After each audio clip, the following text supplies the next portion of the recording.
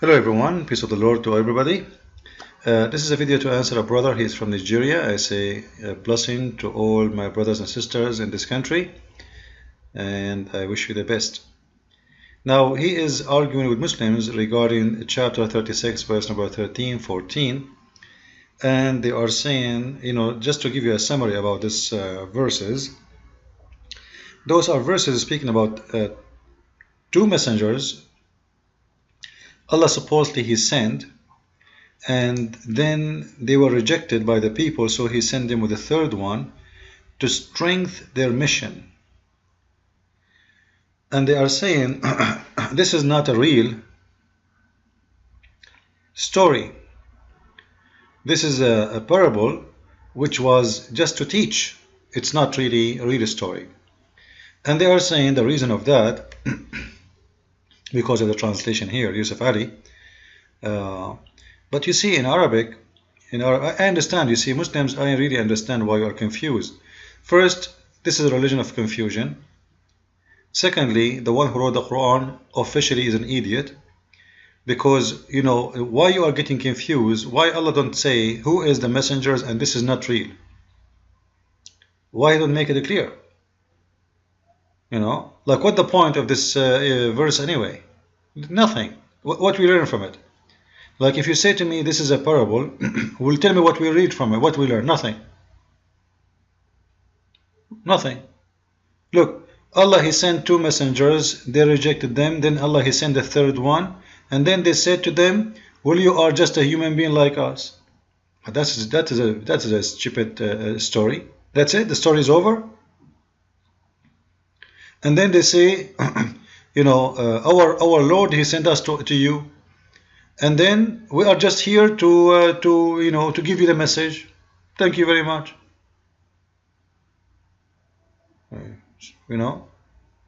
What is that?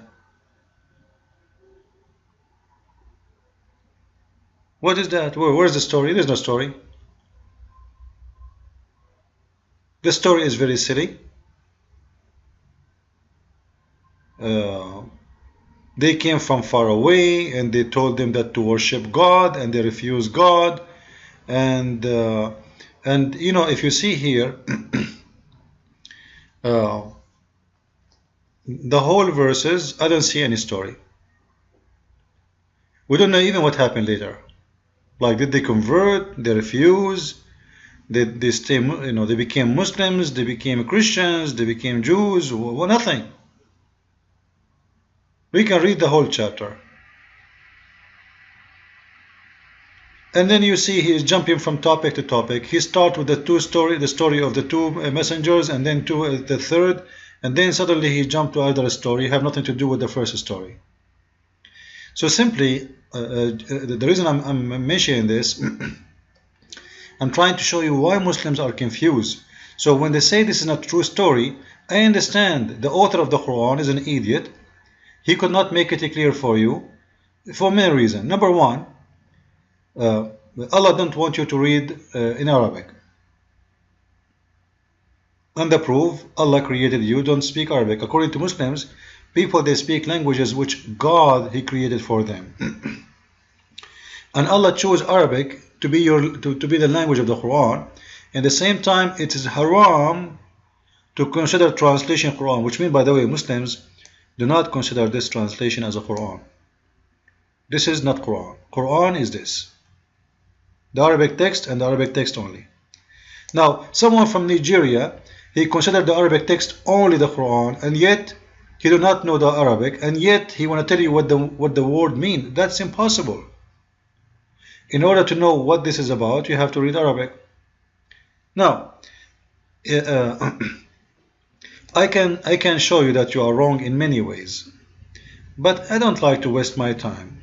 But I will teach you something before I show you from Islamic website that this is a true story.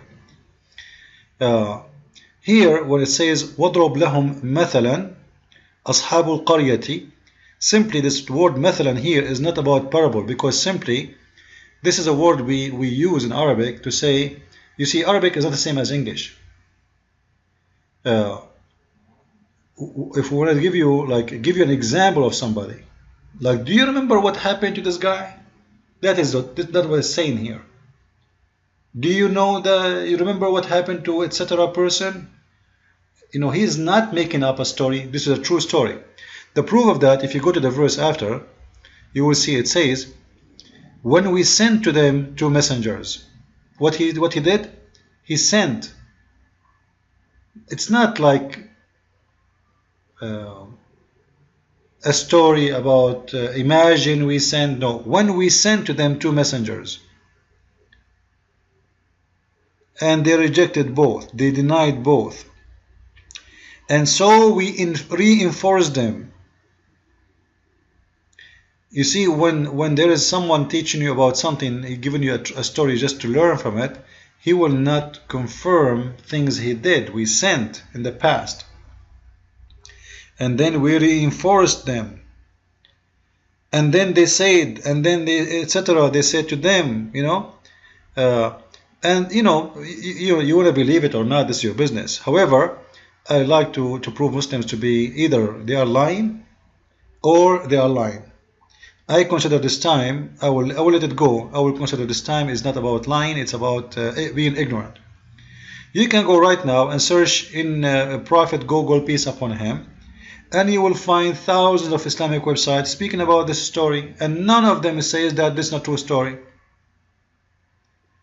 Not only Ibn Kathir is giving you even the names of those messengers, alright, but all Islamic interpretation is speaking about it and saying that those are true messengers, they are sent. Even they are naming the city of Antakya. The city of Antakya, or the city of Antioch, which is in the north of Syria. And actually, you see in here, Ibn Ishaq reported that it was the city of Antakya. Okay, so it is not a true story, but he's reporting the name of a city which exists. Now, come on. Alright? And then he is mentioning the names of those messengers.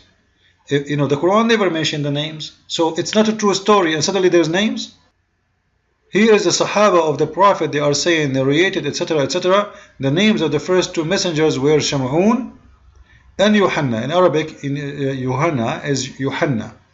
Shamun, it is Shamun. So, or in our English we say Simon, or, you know, Simon, and John. And the third one is Bulos, which means Paul. In Arabic, Bulos is you know, we say for Paul, we say Bulos. So Bulos and Shamun and Yohanna.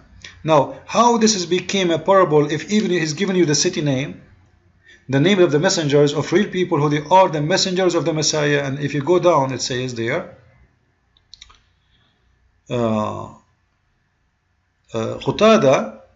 Qatada claimed that they were the messengers of the Messiah. How it is just a story, not true, and now they are the messengers of the Messiah? Like, are you guys, you have a madness? Are you saying Ibn Kathir is stupid and you know more than Ibn Kathir? Are you Abdul from Nigeria? You know the interpretation of the Quran more than Qatada? More of Ibn Ishaq? More than all those companions of your Prophet? Suddenly they are stupid idiots and you are the one who knows? However, I have another surprise for you. Here we go. This is your Muslim website, islamweb.com. Alright? Islamweb.com. Fatwa detail. Someone asking about this story. Who are those names of those prophets who were sent? I will post the link under the video so whoever want to see it, he can see it. This is not a parable. This is not a fake story. This is a real story. So this guy is asking the same question, but he is not asking if it's real or not. He is saying, who are they, those people? And then you will see the answer.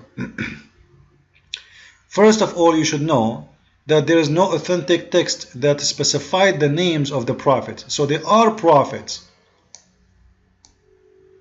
Now, if it's not a true story, it means there's no names, because simply they are not true prophet. There's no prophets.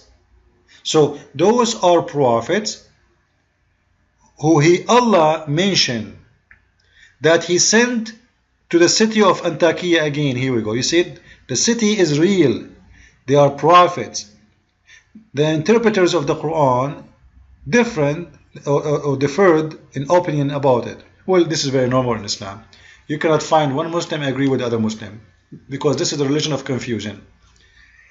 You know, as an example, Al-Bukhari, he write or he collect the hadith, and then someone, his name, there's an interpretation for Al-Bukhari. It's called Fath al-Bari fi Sahih al-Bukhari. Interpretation for Al-Bukhari, or like to explain. And then there's interpretation for the interpretation for Al-Bukhari, and then there's interpretation for the interpretation for the interpretation, and after all the interpretation, still the Muslim don't understand. And this is exactly the same story for the Muslims regarding the Quran.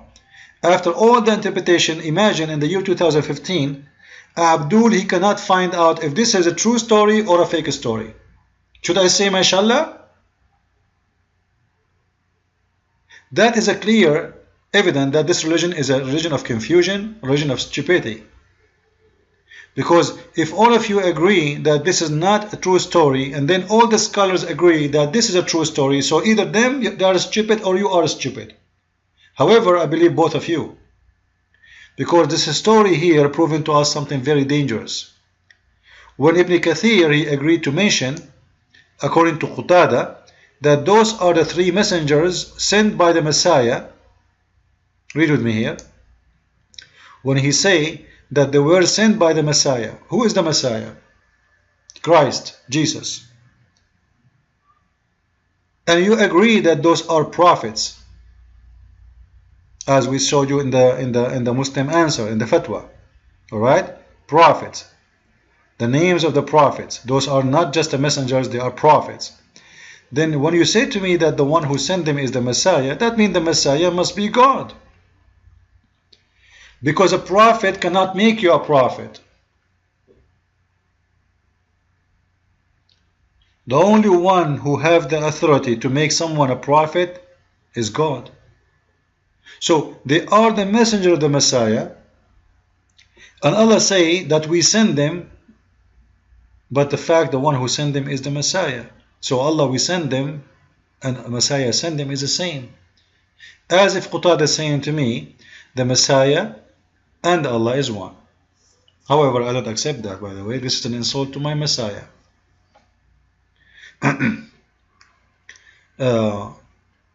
Additional to this,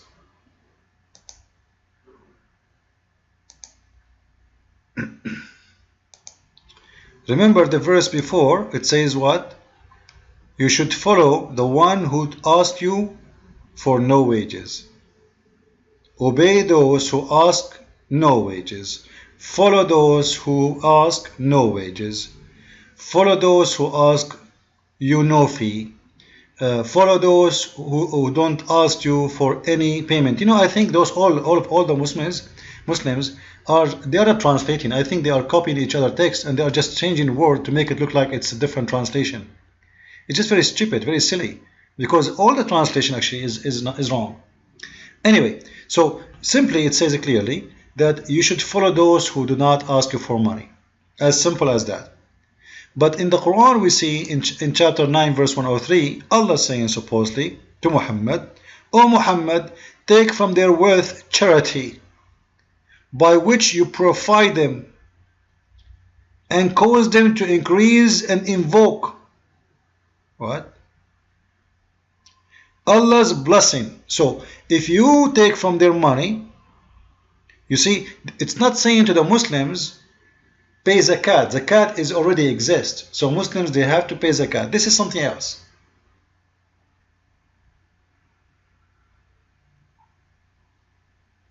This is not the zakat. You can go right now to the interpretation of the verse and we will see the following. As you see, this has nothing to do with zakat at all. This is why the word zakat is not mentioned. So you purify them, you clarify them, you cleanse their sin. All of this because you paid Muhammad money. When the other verse says clearly, you should follow those who do not pay you. And you pay Muhammad, he pray in your behalf. He pray in your behalf. You see, Yusuf Ali, So you pay from Muhammad, you pay him money, and then Muhammad, he will pray on your behalf? Is that a Pepsi Cola machine, or this is a prophet? He have a hole in the side, we put the coins there, and then the prophet, he will start praying Quran for you because you paid him? Well, what if I don't have money? The prophet will not pray for me, and the prophet will not purify me, and the prophet, he will not do anything for me because simply I could not give him any goods. So this is a deal happen only for those who can give. Give who? Give Muhammad. It doesn't say, oh Muhammad, take and give to the charity. No, oh Muhammad, take for your own. And now that is in return to what? They pay you, you do this, you invoke Allah for blessing. You pray in their behalf. So this is a very clear that Muhammad is a fake prophet, and this is a contradiction for the Quran, because one verse says that you should not follow the one who asks you for wages, for those who ask for money, any kind of money. And the other verse saying that you pay Muhammad so he can pray for you. Muhammad is a Pepsi Cola machine. It's a coffee machine. You put the coins, Muhammad work. No coins, no coffee.